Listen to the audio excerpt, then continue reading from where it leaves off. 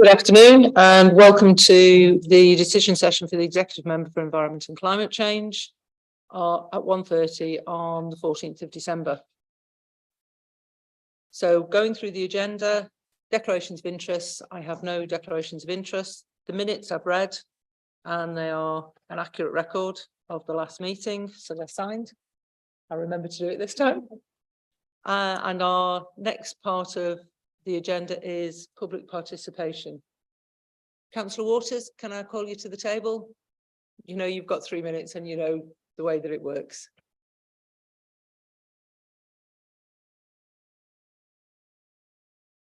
Thank you, Chair. In relation to agenda item 4 and the carbon emissions report, I recently wrote to you as executive member inquiring as to what City of York Council net zero by 2030 actually means in real terms.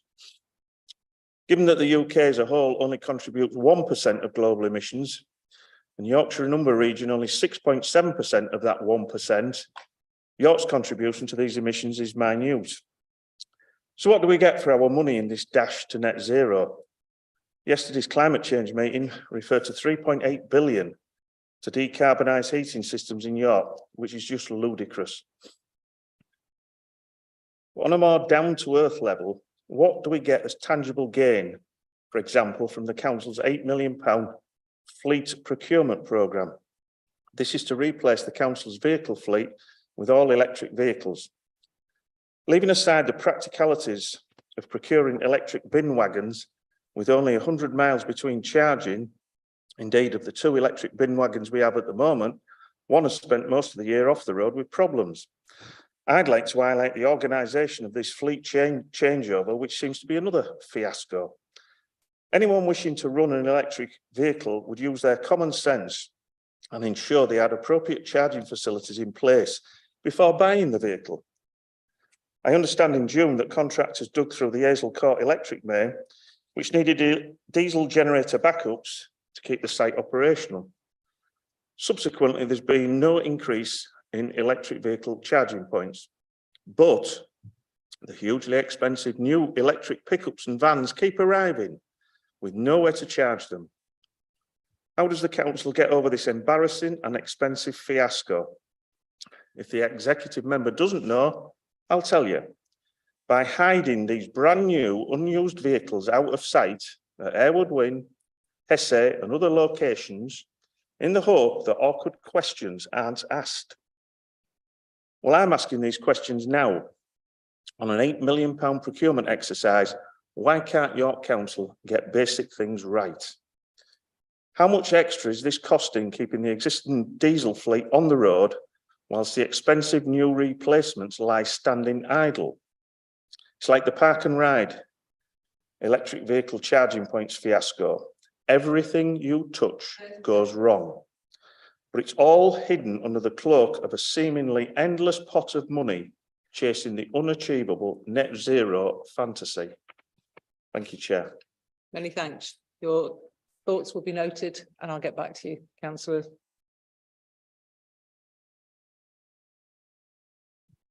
Gwen, you're the next in-person speaker.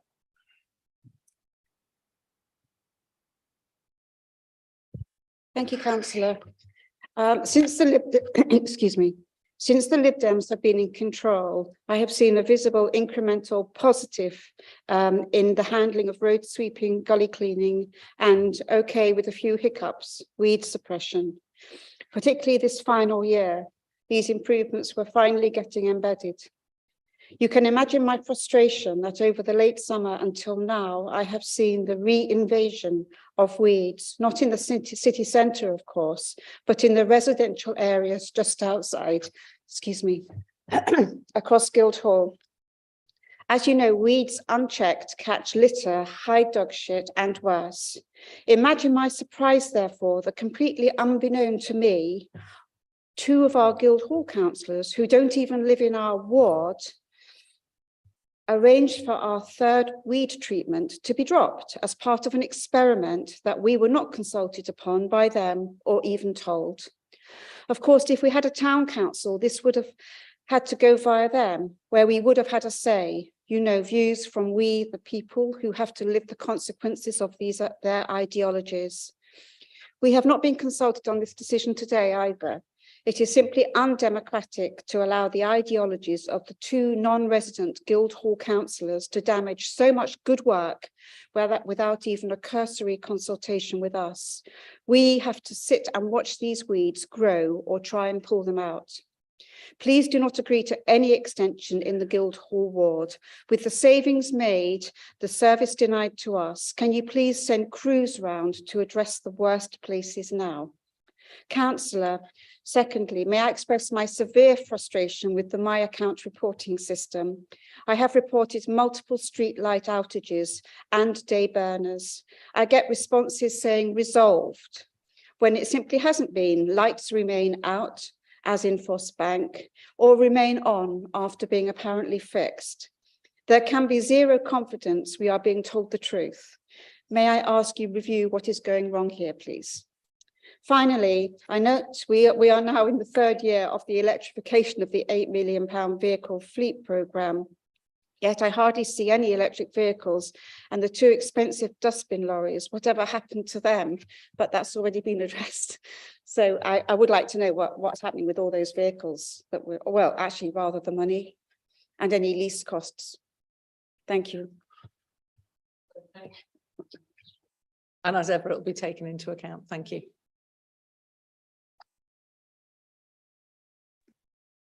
And our third public speaker is coming remotely, Councillor Callum Taylor. Callum, I hope you're feeling okay and the 3 minutes won't be too tiresome for you, because I believe you've got a bug or COVID. COVID for the first time, yeah. I've been quite lucky over the last 2 years. Anyway. Okay, well, you know the drill, so 3 minutes starts now. Thank you. The recommendations offered in the weed control report aren't great, but they're better than nothing. Going off what's on the table, I think recommendation C is worth trying, provided wards can leave easily defined areas out and time is given to engage with residents. I also hope that this time around you might enter your own ward into any such pilot. Recommendation D also feels like a quick win if it also includes street furniture. The rest of the report though has lost me for 3 reasons. Firstly, not all of the so-called work with other agencies has been done by the administration. It's been done by other councillors and residents independently. This makes it read a little bit disingenuously. Secondly, the commitment to phase out pesticides, just as in February, is still effectively meaningless. Why, after nearly a year, is there still no plan with timescales? Third, yet again, the analysis of how the current weed contractor is performing reads as completely casual and inconsistent with residents' experiences. Why does this keep happening every year? What's going on? Why should residents report areas missed by the contractor if it has no bearing on how you see its performance? The report says that there have been a couple of minor issues on streets which were exacerbated by residents requesting areas not to be sprayed. So why did I bother providing feedback in Annex 1 when this hasn't even registered? The only places we had complaints on weed control were from the few parts of the ward where we still had all 3 sprays. So we're in a bit of a conundrum. As a city, we recognise the harm of glyphosate by committing to phase it out, but without timescales. Despite this, the main method of indiscriminate spraying on quad bikes, apparently valued for money when it's not reliable, still runs wild. Next, all residents still want some degree of weed control, but different communities have varying levels of tolerance. Many will also be completely unaware that the current method is what it is and that it harms biodiversity. With the above in mind, Councillor, on top of the recommendations, I think you could push this further. You've got cross and non-party political support on this. I've got 3 suggestions. You could take them or leave them. 1 is publish a map of where all spraying currently takes place and how often. 2, work with those who can help us here and now, as encouraged by the pollinator strategy, like St Nick's, Wild York, and the Environment Forum. And lastly, add timescales to the commitment to phase out pesticides, starting by agreeing that the current provider's contract will be the last where using pesticides as the primary method. This will create space for officers to build a holistic plan with non-toxic. Councillor Taylor. Thank you. This will create space for officers to build a holistic plan with non-toxic means of control that can be scaled up or down with resident input. It will also lay down a marker for the next administration. You know, that could be my problem or your problem. and that administration will have to honour that commitment or risk breaking it. I think we're pushing at an open door here, and we can do more. Thanks for hearing me out. Many thanks, Councillor Taylor. Your comments will be taken into account, and quite a few of them will be addressed during this meeting. And your feedback is included. It's in Annex A. And the comments, it's just to make sure that you're aware, the comments about where the residents were getting quite cross about the weeds was more to do with the Bishop Hill area, which is why you may think that some of your comments weren't taken into account, but we physically had people getting cross with other people trying to actually get rid of some of the weeds. I hope that answers some of your queries. I am aware that my feedback is in Annex 1.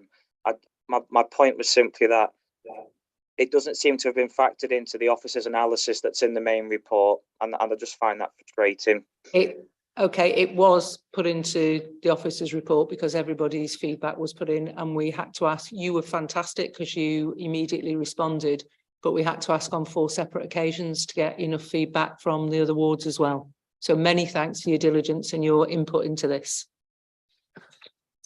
Okay, so continuing on with the agenda, when I can find it again.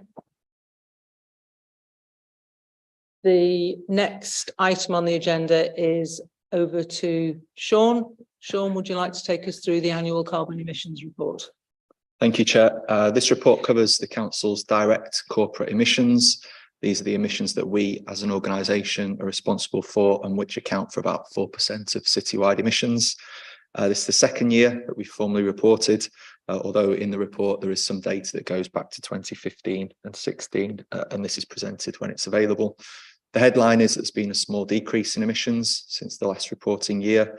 In the detail that sits behind that, you'll see the vast majority of our emissions come from our own fleet and our own corporate buildings.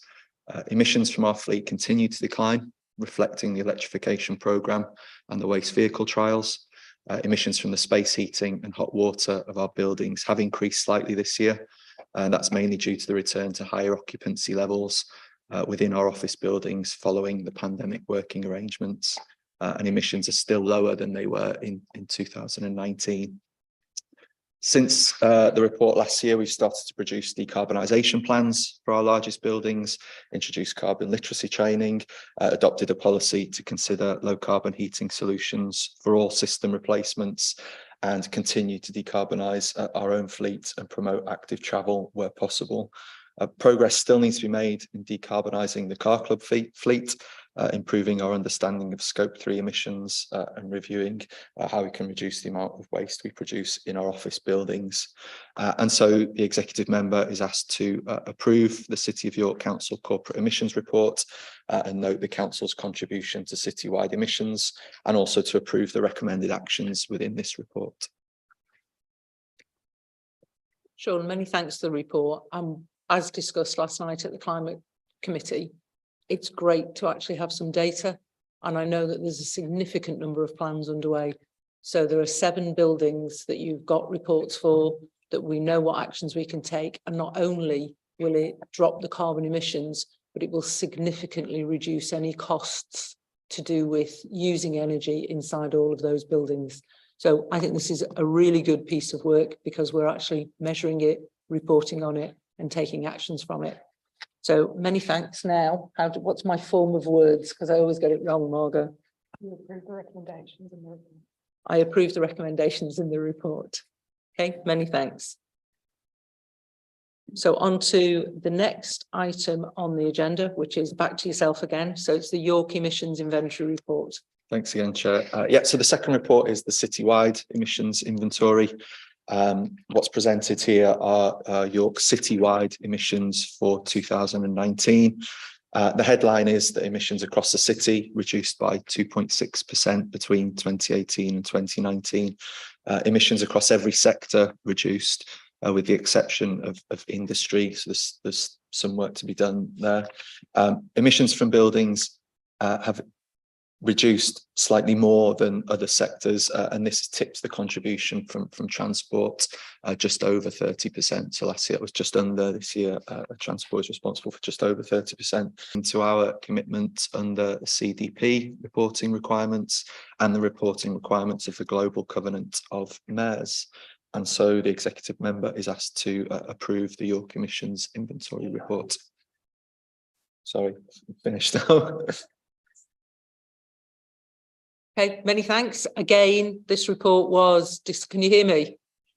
This report was discussed with the climate scrutiny last night, who were extremely delighted with it. There were a couple of suggestions made to make the clarity of some of the numbers and some of the bar charts, which I know we can go on and we can take that on.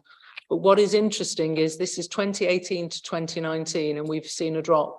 Shows that people were already starting to take it into account before we declared the climate emergency. So when next year, when it's reported, which will be 2019 to 2020, we should see an even bigger drop. It does a number of different things. It shows us where we need to be doing the work. And the fact that the report, along with the climate strategy, has highlighted that it's buildings, then transport. That's where we need to be putting our efforts. And the industry, I will be surprised if that number doesn't come down, because we know of all the work that the major industries, which is Nestle, in the city have actually been putting into practice. So it's a good report. Again, we now have numbers, we have fact that we are working on. So thank you ever so much for the report. A lot of work from your team has gone into both of these. And I would like to take the recommendations as in the report. Yeah, they're approved. Okay, many thanks. Okay, so we then move on to the next item, which is the weed pilot, which I'll go over to Ben, who's head of environment, and Dave, who told me his title last night, which is operations manager. So we finally managed to get the two to tally. Ben, over to you. Okay, thank you, Councillor.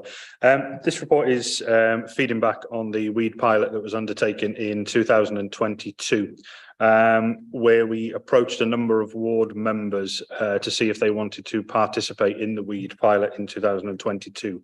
We had 8 wards that participated, and they're referenced within the report at paragraph 7. As part of the trial, wards were given the opportunity to have no third spray undertaken in October or September, depending upon the weather, and that normal spraying around highway obstacles was replaced with strimming as opposed to any other means of treatment. Broadly, the whole wards were considered, but there were some defined areas within certain wards that were omitted from the trial. So within Holgate, Rural West and Weldrake wards, there were defined areas where a third spray did not take place. At the end of the season, we've had responses from a number of ward councillors. Obviously, there were 2 responded by the deadline, but then we've had other responses since, which have been included within Annex 1 of the report. I think it is fair to say that from a number of participating wards, there is a view that reducing to 2 sprays didn't see a detrimental effect on weeds and the growth of weeds within their areas.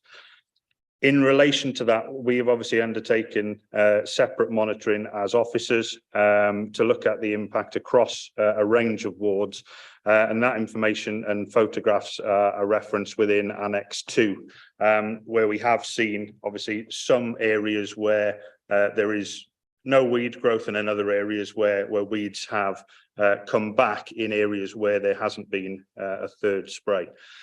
In terms of the contractor performance, generally, the evidence suggests that the contractor have sprayed the highway network and taken steps to protect that. There have been a couple of isolated issues in relation to contractor performance with defined streets. Those have been addressed with the contractor and particularly centred on the Bishop Hill area, where spraying should have taken place via knapsack as opposed to the standard treatment method, which is through quad bikes. That's been now addressed by the contractor with further work, remedial work to take place later this year. As officers, we've met and engaged with a number of other agencies over the past few months. We've held meetings with the Pesticide Action Network, and information and case studies that they've shared with us are included within Annex 4 of the report. We've also worked with the Yorkshire Wildlife Trust and the Environment Agency regarding their approaches to treating their estates. Unfortunately, we weren't able to get any reply from DEFRA, but that wasn't for the want to try. And we've also engaged with a number of other local authorities, some that have reduced their spraying and others which have continued to spray on their current frequency, some with mixed results. In terms of the proposed way forward, that's included within section 25 of the report, where we're proposing that there are a number of options open to yourself in terms of looking at the council's approach in 2023, and we're also proposing that we don't spray around trees within the highway verge anymore, to look at further reducing our in-house usage. So it's our public realm teams that do that spraying. That's really what I wanted to say on the report. So I welcome obviously any questions that you've got. I don't know if Dave's got anything that he wishes to add. No? Okay. That's unusual for Dave to be silent. Okay, so again, it's a good report. It's been a great trial for over the year. It's been a great trial for over the year. Gwen, come on. And what I like about this is the fact that we are going to carry this out for another year. So we are not making any decisions without facts, without numbers, without reports. Just going to a few comments that I saw in the feedback. Yes. So we know that there are hotspots around the city. We know there are certain areas that, for a variety of reasons, which I know both of you have taken me through, have got a significant amount of weed growth. So what I suggest we do on top of this report is we ask each of the wards to report back where the hotspots are, and we put a plan in place that they are addressed before we get to the first spray, unless it can actually be addressed during the first spray, but no later than that. So that the variety of hotspots, whether it's the back lanes, whether it's outside of schools that have been sent photographs to in a variety of different areas, we can get those addressed, which builds up on your, or which builds on rather. I know that you've got a cycle for removing detritus around the city. So it builds on top of that, and hopefully therefore the weed spray will be even more effective.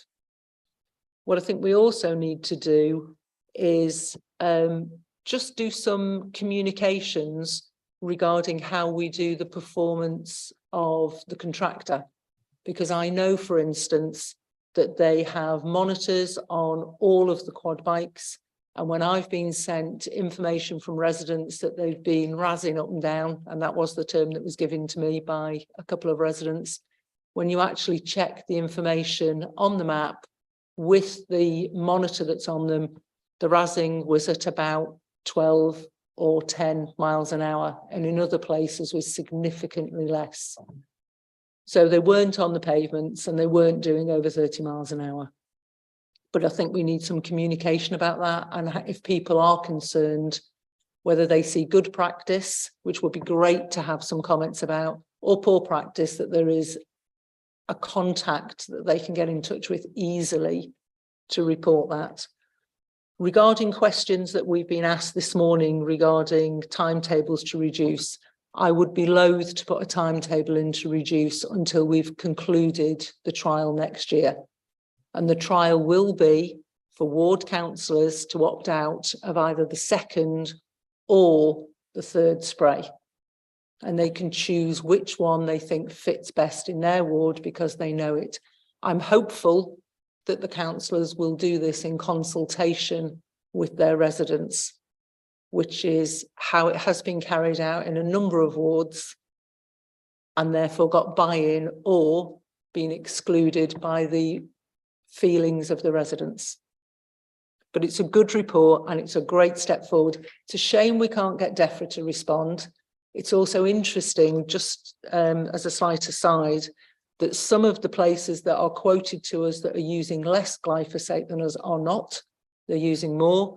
And a couple of places that cut it out have reinstated it because of the effect that letting weeds grow on the public highways has had. So we're at a point where we're trying to balance a number of different things. And I think this is a great way forward to achieving this. So again, many thanks for the report. Many thanks for keeping the data as we've gone forward. And let's see how next year's trial builds, because I know one of your points was if you didn't take the third spray, what would happen to the weeds in the spring? And we need to have some information on that. So again, thank you. Okay. So moving on with the agenda, we've now got Steve Ragg and an update on, did I need to say anything about approve the recommendations?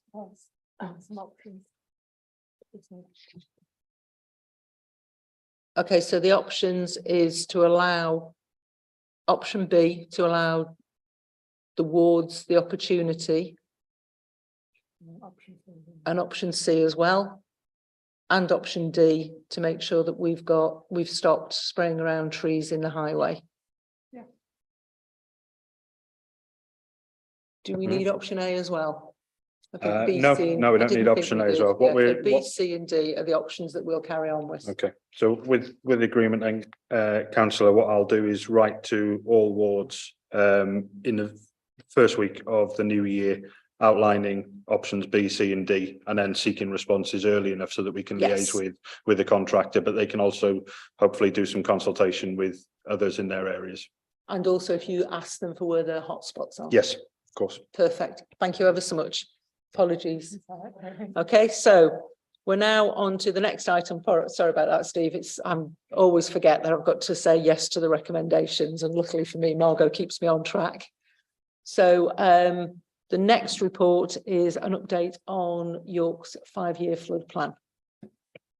Thank you, councillor. The report is the usual quarterly report that I bring to this meeting, but I'll just pick through a few relevant bits. We do have Marilyn Sanderson from the Environment Agency here.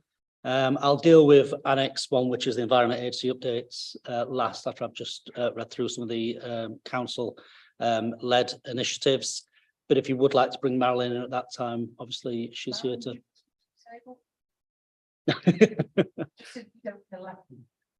Come to the table just so you don't feel left out.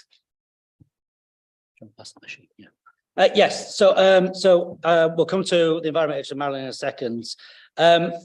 We continue to progress with work on the innovation, the DEFRA Innovation Grant funded project, which is the catchment scale work, looking to incentivise natural flood management across the wider Swale, Ure and Nid catchments. Progress has been fantastic, as it says in the report, paragraph 15 and 16. That the modelling contract, significant amount of hydraulic computer modelling that's needed to inform what and where in this part of this project over the next 4 or 5 years. That's all been procured and the work's progressed on that, but that will be a good 12 months before we start to see the outcomes of that. But that's a really big step forward.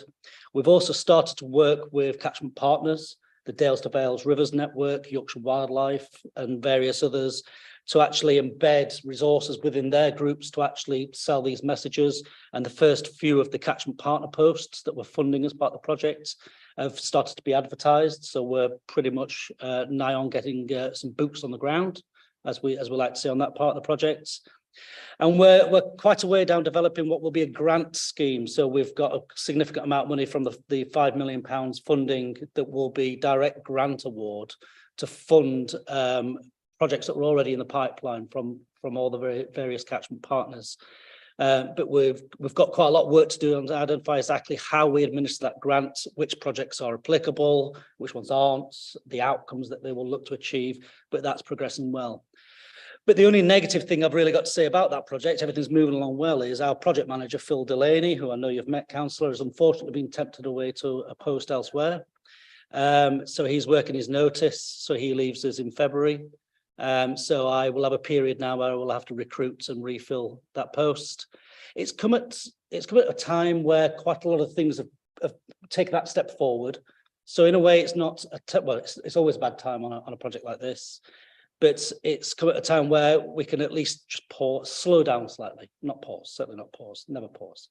So that's the innovation project. And that's been monitored via the North Yorkshire Flood Risk Partnership, as you know, and we're using that subgroup of the Regional Flood Committee to monitor that project. The other thing that I wanted, the second thing I wanted to cover was progress on the Journey of Flood Alleviation Scheme.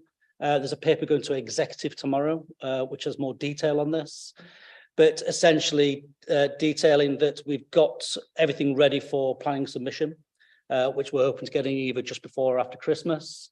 And that will be a big step forward in the project. And once all the planning permissions and then all other relevant approvals, so working with the parish and other landowners. The discussions have already progressed on that, as you can imagine, but now we can formally progress those. So sometime towards Easter time, hopefully planning permission and other approvals will be in place, and that will allow us to enter the detailed, the design part, the construction design part of the project, and then procurement of a contract partner later next year. So hopefully we'll see nice smooth progress through next year on that one as well. But there is more detail in that executive paper tomorrow. And then the other bit, which is Annex 2 of this report, is, as you'll recall, Councillor, there was a motion brought in front of full council in December last year, off the back of a lot of public outcry up and down the land, not just here in York and locally, about water quality and the cleanliness of our rivers. And the motion was quite wide-ranging, and it's listed in full detail, verbatim, in Annex 2 of the reports. And there were a range of actions required via the Chief Operating Officer and myself, writing to all the various partners, be it Yorkshire Water or Ofwat and all the and various other people, and all that work's been done. But then there was a really big thing about what can we do to coordinate and pull everyone together. So there are a few reflections here in paragraphs 20 and 21 of the main reports, which are inferred within Annex 2 as well, really detailing how I'm recommending that the innovation project is really the key to unlock all of this. At a catchment scale, the Swale, Ure and Nid, we will have catchment scale modelling and mapping data. And we've made formal links to a University of York led project, which has just received funding in the last couple of months. And coincidentally, as a 4-year lifespan, taking it through to 2027 as well, which is the same as the innovation project. And we're going to share and co-develop the modelling that both projects will be producing to try to identify where part of the big issue is, one, we need to address sewer overflows within our urban area, and we've been challenging Yorkshire Water on that, and we will continue to do so. But also there's a significant proportion of river water quality impacts that come from diffuse agricultural pollution. And the work that we're doing to try to target natural flood management and to get farmers to invest in soil health, hold the water back on their land, and in doing so, hold the nutrients back, so they're not getting rid of the nitrates and the things that they put on the land to increase productivity. There's actually a lot of win-wins here. You know, we get a reduction in peak flows into the rivers, which makes us more flood resilient further downstream, not just us, but North Yorkshire partners as well. And the farmers get better soil health. So we're really linking those two projects, because I believe that evidence base will really allow us to actually say, that's where we need to target action. That's where these measures will be really impactful. So that's a reflection on how we've started to move towards tackling, which is quite a weighty problem. 3,500 kilometres of river catchments above York. And, you know, we need to start to build our evidence base to say this is where it needs to improve. So that was that aspect there. And there is a recommendation, which we'll come to after the environment issue, perhaps, if that's how you want to do this, to recognise that work and use that as the way to move forward. So Marilyn's here from the Environment Agency, and Annex 1 is the Environment Agency's update. Do you want to say a few bits on that, Marilyn, or do you want to take it as read? No, Marilyn, if you say a few A bits. few bits, yeah. Thank you. Press the mic, yeah. Cool, thank you. Yeah, so the report's submitted, just a couple of headlines and just a couple of points that we've done since, which you might be interested in. So obviously back in June, we celebrated a landmark that we reached our 2,000, we exceeded our 2,000 properties better protected. Obviously work continues, so there's still work elsewhere. Since then, the control structure up at the for storage area has been completed. And because of the milder autumn, we were able to use our low carbon concrete for the whole structure. So just a bit of a success story there on following on from your carbon reductions. Also, our PFR project is moving apace, slowly moving, but it has moved on since, and we've got installations actually happening as we speak. So we have managed to get some in before Christmas. We've got a couple this week and a couple next week, and that's helping promote people to get paperwork back to us. So it's, again, good news that we're moving forward with it. I'll put a little bit about winter readiness. So all our teams are good and prepared for winter. We did have a low level flooding recently. Didn't come in quite as high as forecasted, but all the gates, everything were tested, everything worked as planned. So we're good and ready for anything that may happen this winter. And the other thing we've done, which you may have come across, is the plug planting in Rockcliffe Meadow. So it's part of the restoration of the floodplain, and we managed to get, although it was a very, very wet day, we managed to get 4,000 floodplain meadow plants in the Rockcliffings, and that will help to restore the floodplain meadow within that SSSI. Just some headlines. Okay, thank you ever so much. Thank you, both of you. Go on, Steve. Thank you, Councillor. If I can just reflect on something Marilyn's just said, not about the progress of the scheme and the programme, which is fantastic.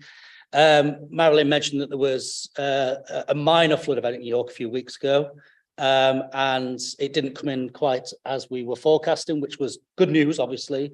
But I've used the opportunity within the Regional Flood Committee Partnerships Investment subgroup last week, and to re-raise the issues of the forecast in York, the variance that we get between, the forecasts that are put out online, which are essential for people deploying property flood resilience measures, which are obviously a big part of the project.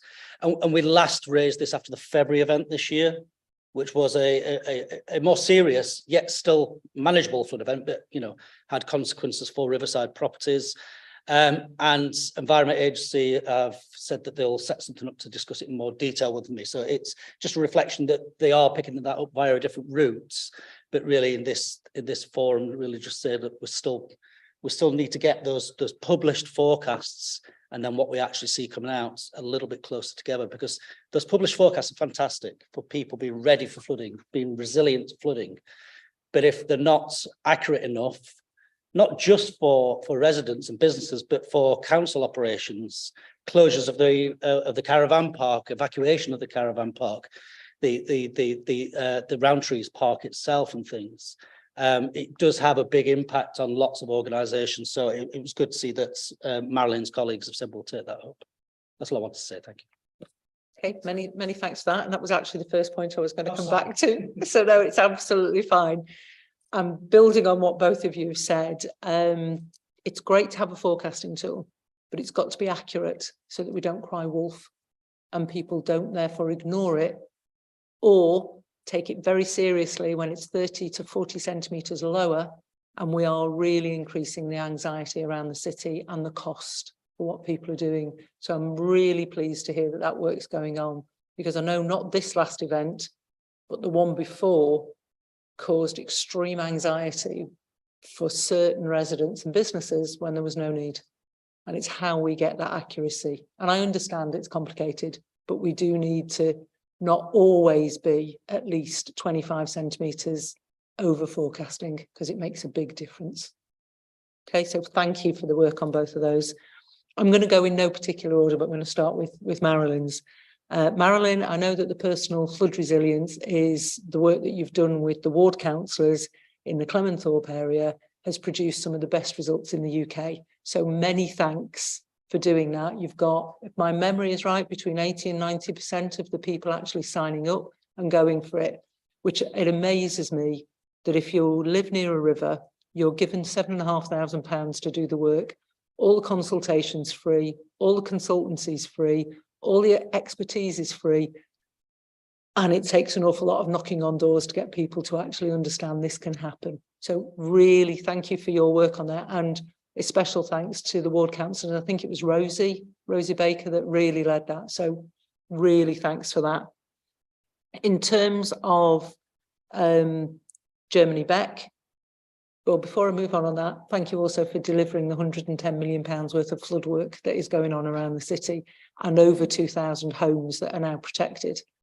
In terms of Germany Beck, my understanding is that it is going to go into planning, and it's fairly critical that we make sure that Germany Beck is protected to keep the A19 open, which is one of the main thoroughfares into our city. It'll also protect, if I've read the details correctly, better protect about another 300 homes. So again, all of that work is fantastic. I have no idea whether it'll get through planning because I know that they're the next steps. Moving on to clean rivers, it's good to see that it's being done holistically, but I'm disappointed that we cannot get Yorkshire Water to the table. Really disappointed. And I look back at my notes, it is now 7 months that I have been chasing them. I've not even had a response. And I know that you've chased them, and I find it rude in the extreme. Reading an article earlier this week, which I think I shared with you, Yorkshire Water are the lowest in the country for water companies to invest the amount they're allowed to invest. United Utilities in the Northwest have invested 127% of what they're allowed. Yorkshire Water have invested 20%. They are the lowest in terms of actually putting any money into the system. And I think we really need to chase hard. So one of the things I will be taking as an action is, again, writing to them and getting Ian Floyd to write to them to see if we can at least get them to the table. Because yes, I understand a lot of it is farm runoff, but when we've got thousands of hours into our river from storm drains in our city, it's not acceptable. So thank you for the work, but I think we need to keep the pressure on. In terms of the natural flood resilience, what a fantastic project. Probably Phil's been nicked from us because of all the fantastic work he's doing.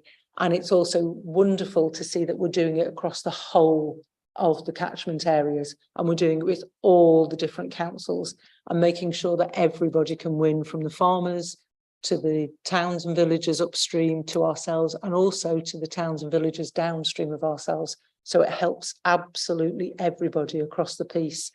And being highly involved in the Regional Flood Forum, it is amazing the learnings that are being translated across the piece from that piece of work. And I know it's not paused, and it is at a good place where it'll give you time to recruit. So many thanks for all of that work. So I'll go back to where I now need to go to, Margot, which is page, you got it there. Thank you ever so much. So I agree to take, what are the words again? Accept the recommendations. I accept the recommendations on point 8. Okay, so that's many thanks. One day I'll remember that that's the phraseology. Okay, so any other comments? No, okay, many thanks for your time, and many thanks for all of the reports, because there's an awful lot of work that has gone into these. And again, as I've said, after each of the reports, we're now working on data and fact rather than opinion. Right, so the final point on the agenda is urgent business. I'm not aware of any urgent business. So many thanks for your time, and the meeting is closed.